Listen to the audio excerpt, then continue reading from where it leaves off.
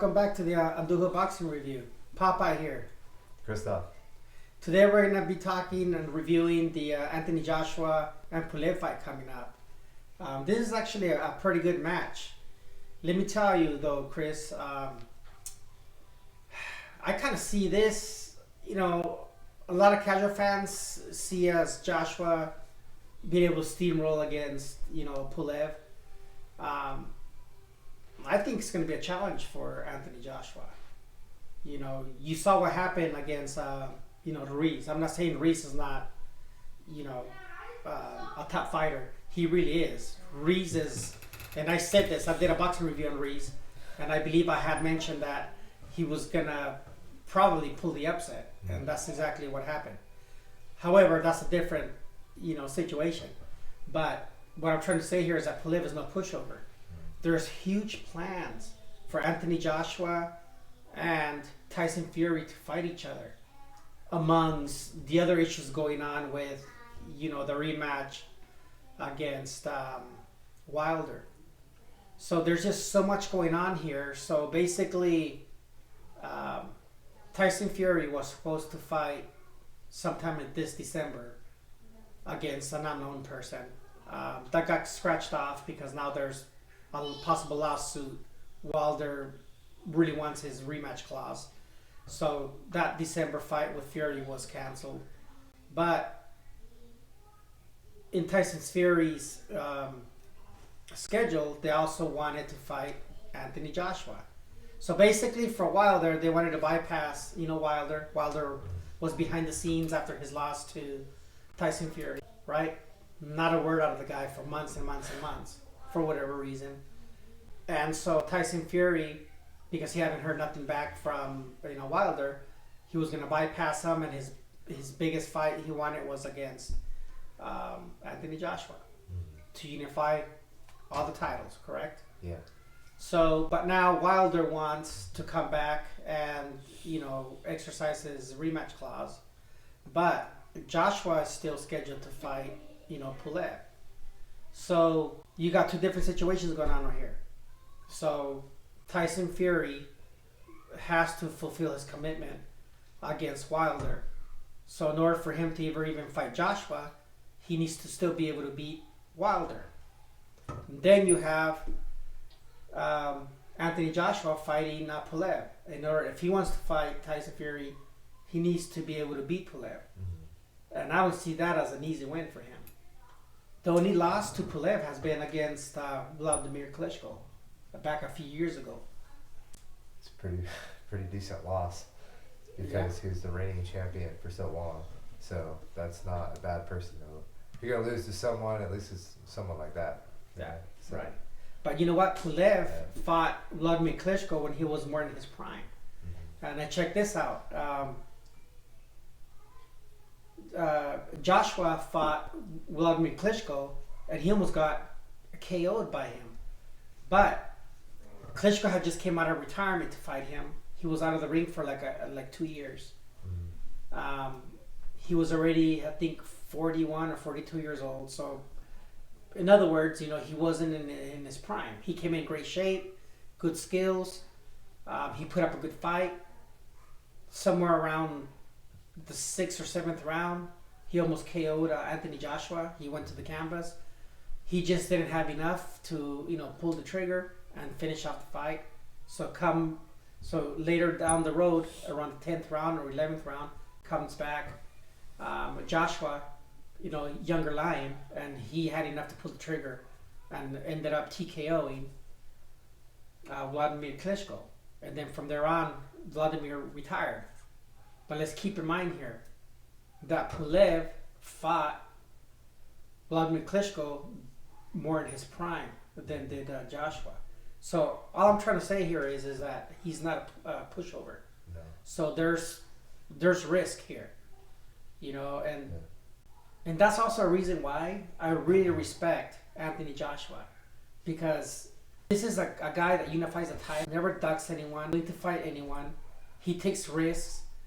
He just doesn't want to protect on all fighting guys that are about to retire or whatever. He doesn't underestimate no one. He just trains hard, has a great attitude, in and out of the ring. And he's always fighting, you know, the best fighters out there. Yeah. You know, and these days in boxing, it's honestly, it's hard to say that about everybody. True. So that's what I'm saying. Like, I don't know if that fight's even going to happen, because if he loses to Pulev, that's going to set him back again.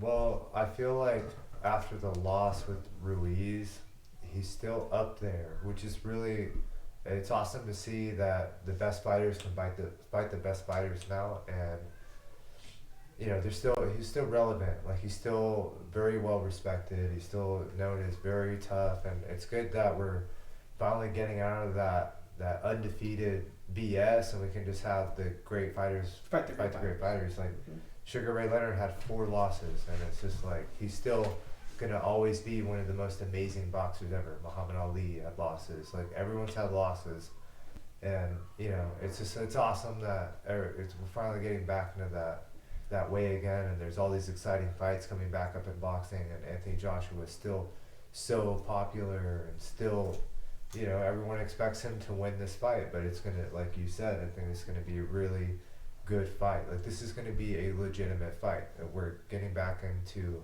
a golden age, I feel, you know? Yeah. So. Yeah. I mean, I'm going to give him my opinion. I do feel that Anthony Joshua will pull it off. All I'm saying is it's not going to be easy, and, you know, he's taking a risk. There's risk there. Yeah. Pulev has a lot of power. And Pulev is not like 100% in his prime either anymore. But, you know, he's not those type of fighters that took a lot of punishment during his career.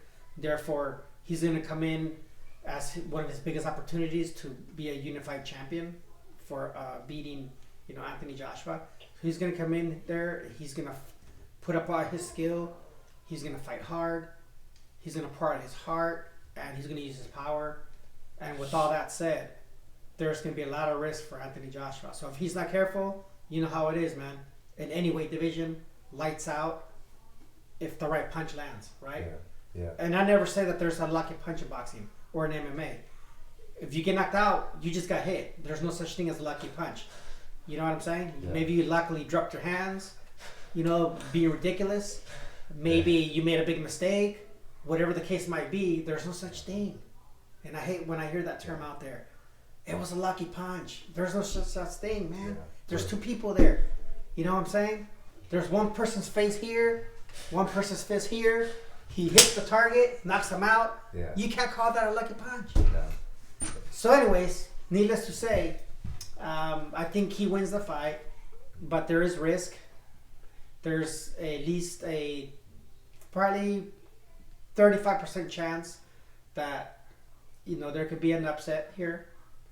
But this is a difference. Even if he does lose to Pulev against Joshua, as you mentioned earlier, he lost to Ruiz. He didn't skip a beat. No. And I'll tell you why not. Because not just the regular hardcore boxing fans, or fighting fans, or the casual fans, everybody knows that he doesn't duck anybody. He fights anybody and anywhere. And not only that, when he lost to Ruiz, he didn't make excuses, man. Mm-hmm. He did not. You know what he did? And it really even surprised me, being involved in boxing, being a coach, and pretty much boxing's been my whole entire life. You know, I never seen such a gratitude after that loss. Goes up to Ruiz, you know, gives him a hug, congratulates him.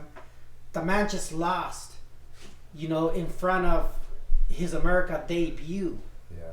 Debuting, you know, he should be humiliated, right? You would think. Yeah. He should probably be upset, not want to talk to nobody. No, he had the reverse attitude. Yeah. He congratulated Ruiz. He didn't make excuses. He said, you know what, I'm just going to go and train harder, and I'm going to come back and regain my belts. Which he did. Plain and simple. Yeah. And that's why he didn't skip a beat. He's still as popular as ever. Yes. Yeah. You know, and I think that he'll continue to be, only because he's a great fighter and also has, you know, the right attitude, and he has the old school type of fighter mentality.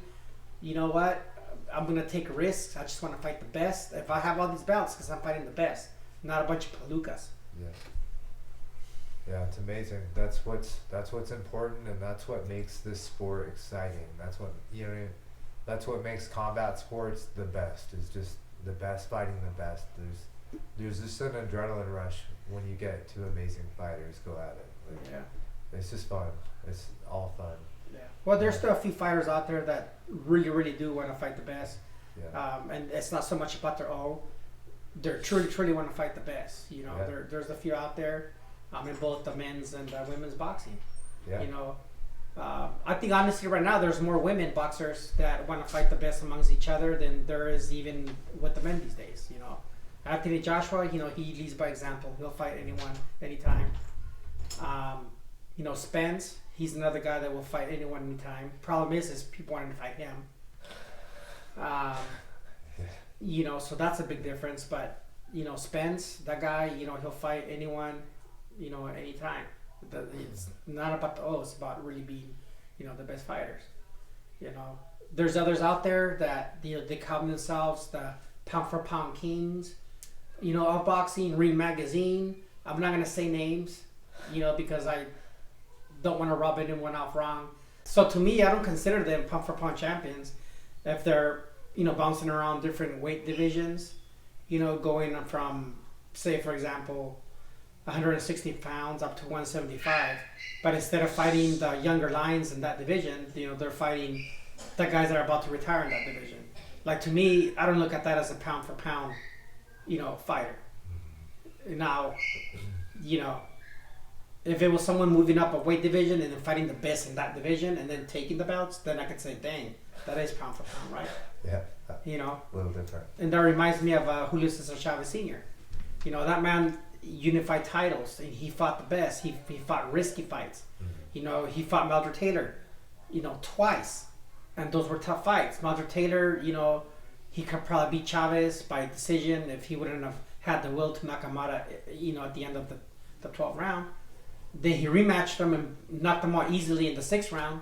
I wouldn't say easily, but he knocked him out sooner. So with that said, you know, that's what I consider pound for pound, right? I mean, it goes for any martial art. You know, even in MMA, if you're just fighting a bunch of palookas just to build your record, or you're fighting the palooka of the 145 pound division versus the one everyone's talking about, then are you going to consider them pound for pound? No. Exactly. No. You know. Yeah.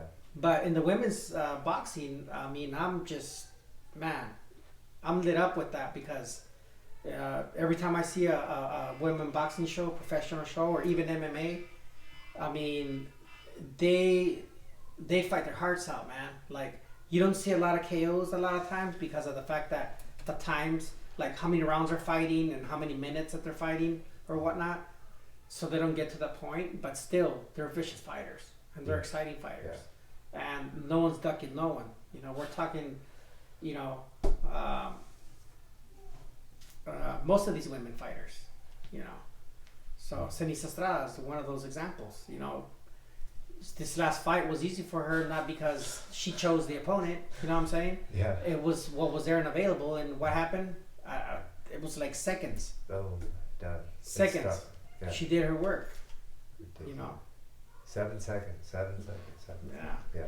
7 seconds, and it was done. Over and done with. You know, but before that, she had a good fight against Esparza. Yeah. A very good fight. Very good fight. Very good So fight. she's in. You know, my point is she doesn't duck anybody. You get her the best person that there is for her to fight right now, she'll do it in a heartbeat. Yeah. You know. Valentina Shevchenko fights in UFC this Saturday, Mm-hmm.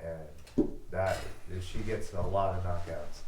That's another amazing female to watch. Like, Yeah. she's incredible. Like, Yeah, as I mentioned earlier, you know, and most of the women fighters in every martial art, man, they're vicious. Like, they want to make a statement. You know what I mean? Like, hey, we're here and we're here to stay in these martial arts, and they definitely make their statements, man. Yeah. Let me tell you. Yeah, it's awesome. All right. Well, I can't wait for this fight. As I mentioned, Anthony Joshua Pulev fight scheduled for December the 16th. Anthony Joshua, 23 wins, 21 KOs, only lost to Ruiz. Kubrat Pulev, 28 wins, 1 loss, and 14 KOs. His only loss was to Vladimir Klitschko. So, interesting fight. Don't miss it. I think it's going to be exciting. Anthony Joshua always provides great fights. Pulev's no Paluca. He's gonna come to fight. I do believe Joshua will win, as I mentioned earlier, but there's always that. I'm thinking at least a 30% chance that Pulev will pull an upset. Don't blink. It might be by a KO. He has power. But don't forget to like and subscribe, please. And we'll catch you guys next time.